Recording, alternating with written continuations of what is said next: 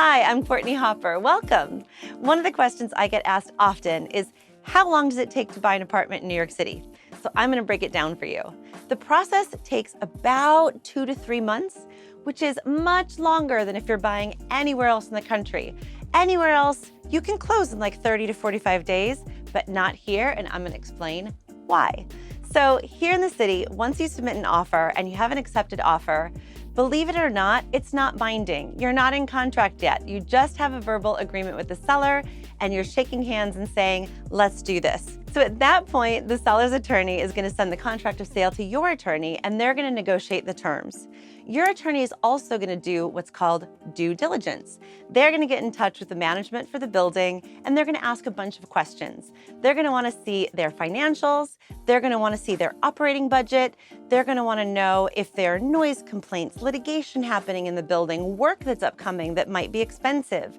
They're going to ask about pest issues. They're going to research this building and come to you with their findings so that you know that you're buying in a healthy building.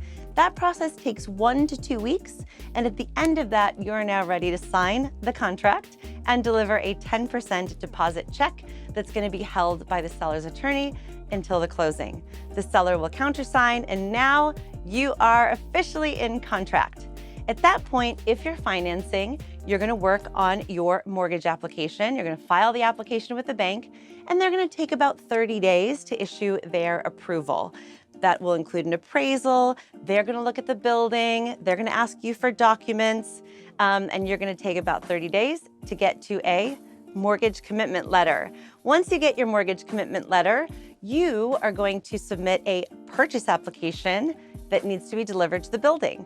We'll be working on that while the mortgage is kind of coming through, but as soon as you have that commitment letter, you're going to present a purchase application to the building.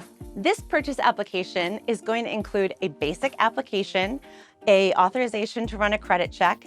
They're going to want to see asset statements to make sure that you have the money to purchase in the building. They might ask for a couple of business and personal letters of recommendation. And like I said, we'll be putting all of this together while the commitment letter is coming through from the bank.